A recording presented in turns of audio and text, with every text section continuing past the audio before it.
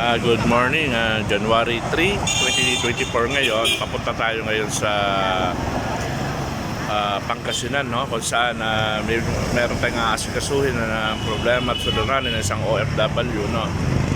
Naghihintay sa atin yung mga ilang OFW doon sa naturang lugar upang asikasuhin po yung kanilang problema, suliranin dahil sila ay biktima po ng illegal recruiter dito sa ating bansa. Buti na nga lang at itong mga tao ito ay naagapan kagad at yung kanilang recruiter ay nakakulong na. Bagkos nakakulong na, may dadaanan para itong adjudication o sinasabing prosesong husgado.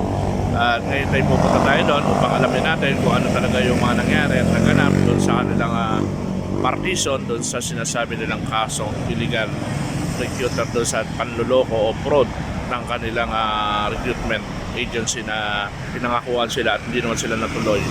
At ngayon po ang ODA pupunta ngayon doon para ayusin or alamin ang problema.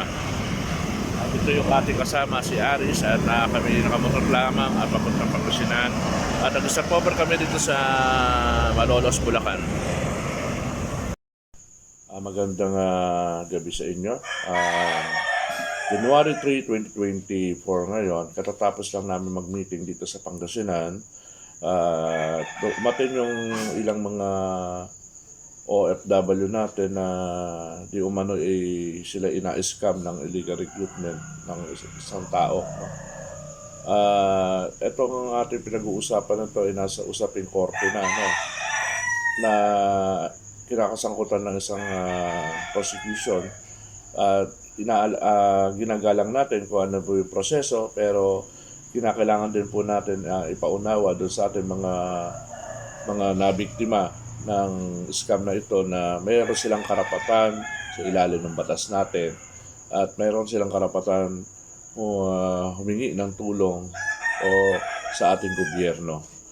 Ang pagpunta po ng ODAP dito ay hindi po ito aksidente. Ito po ay isang pinag-usapan po, no? Kahit anong layo nito, lugar na ito, ay pumunta tayo rito at kinausap natin isa-isa yung mga OFW natin dito sa Pangasinan. At makikita sa mga picture, sila ay nagpulong-pulong kami rito, pero may mga usapin kaming confidential na hindi namin pwede ilagay dito sa aming video na ito. Bukas pa po kami uuwi ng Manila ng aking kasama na si Aris upang ayusin naman namin yung mga dokumento pang iba, no?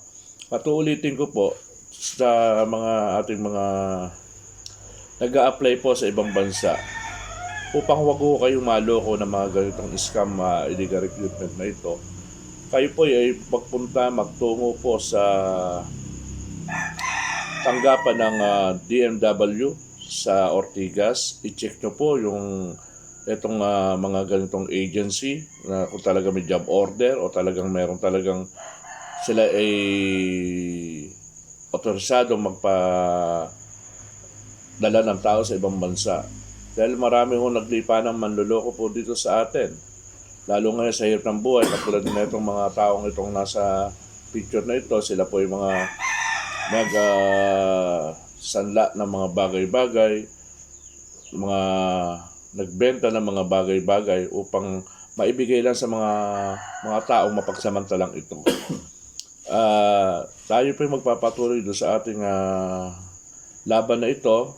Titiyakin ko po na sila yung makakakuha ng hustisya at titiyakin ko rin po na hindi ho sila mapaglalaroan ng sinasabi nating gulong ng batas, dahil alam ko po na marami pa rin na manananggol sa ating gobyerno na sila'y tutulungan.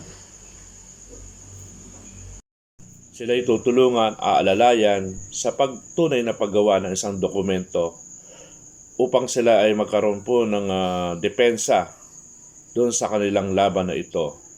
At uulitin ko po, upang huwag po tayong maloko, ay tiyakin muna natin ay mag-double check ko, lalo ang mga involved ay malalaking perang tulad na ito. Bawat isa ay naloko ng 300 plus, no? 1,000 ang pinag-uusapan dito. Patuloy po tayo na magbibigay ng monitoring dito sa ating mga kapatiran na OFW na ito na taga Pangasinan. At lahat ay gagawin po natin.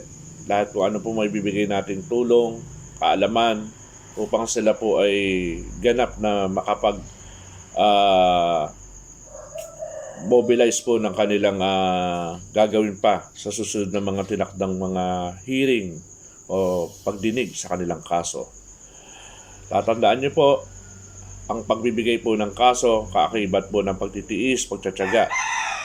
At ang mga kinakasangkutan po dito, may karapatan po tayo magtanong doon sa ating mga inaakalang mga opisyal ng ating gobyerno.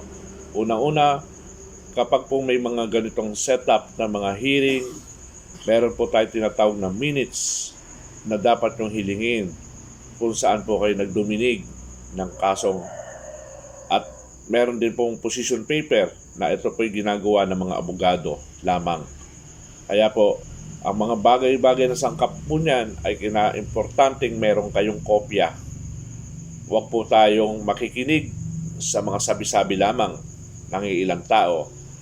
Tatandaan niyo po, ang lahat po ng labanan ay dapat meron kayong kopya o dokumento tulad ng minutes, position paper sa korte. At ngayon po, kami ay nandito sa San Quintin, Pangasinan upang bigyan ng counseling ang ating mga OFW natin nandito sa nabiktima nga ng scam ng recruitment agency na to o recruitment na tao ito kasi isang grupo ito. At lagi tayo mag-iingat at huwag tayong papaloko sa mga taong ganito. Maraming salamat po. Ito po uli si Roberto Di Castro ng ODAP. Nagsasabi, lagi po kayo mag-iingat anuman ng panahon. Maraming salamat po.